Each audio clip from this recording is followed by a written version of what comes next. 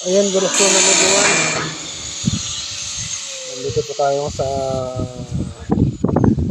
project po natin dito sa Puso Pangasinan. Kasala ko po tayong magro-roofing. Ibang klase itong roofing yung gagamitin natin pangbubong. Kasi hindi siya yung dating ginagamit natin na Dora 4 o kay Red 5 o kay one. Parang single panel siya. Pero hindi ko nga alam kung sigurado ba ang nito kasi ito siya. Ayan. Yan lang siya. Hindi mo siya pwedeng i-tick screw sa ibabaw. Ayan po siya. Hindi po siya pwedeng i-tick screw kahit saan dyan. Wala ka talaga makikitang naka-expose na tick screw man o kay rivet man dito sa single panel na to na pang roofing. Bago lang para sa akin, pero hindi ko alam sa mga iba na nagro-roofing na, baka encounter na nila. Ito ang maganda eh. May susuk-suk mo lang siya dito kasi naka-design siya na parang may clip.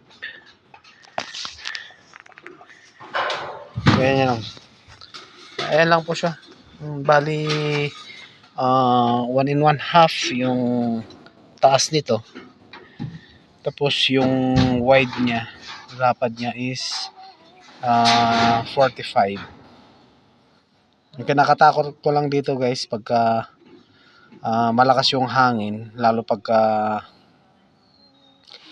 hindi advisable na lagyan ng tick screw o kaya rivet man dito sa ibabaw.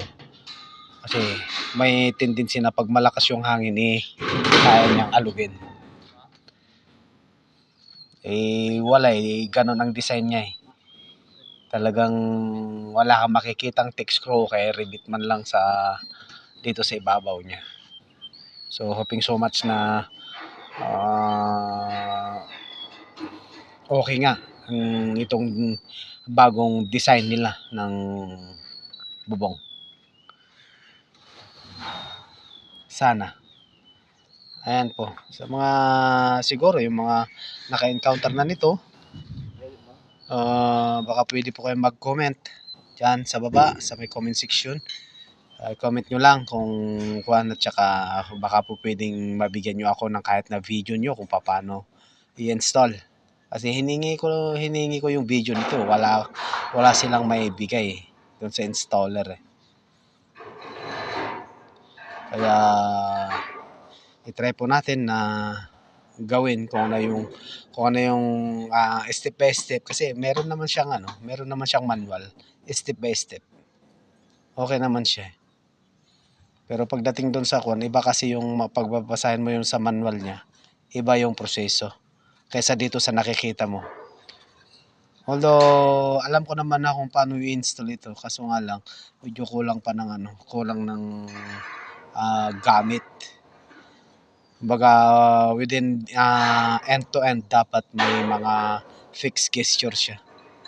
Pero at this itong bubong na dineliver is wala So kailangan mag-provide.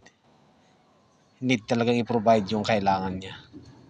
So hoping so much na may makapanood itong video ko ay makapag-comment sila down or pwedeng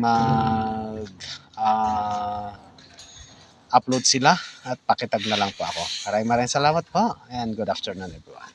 Thank you so much.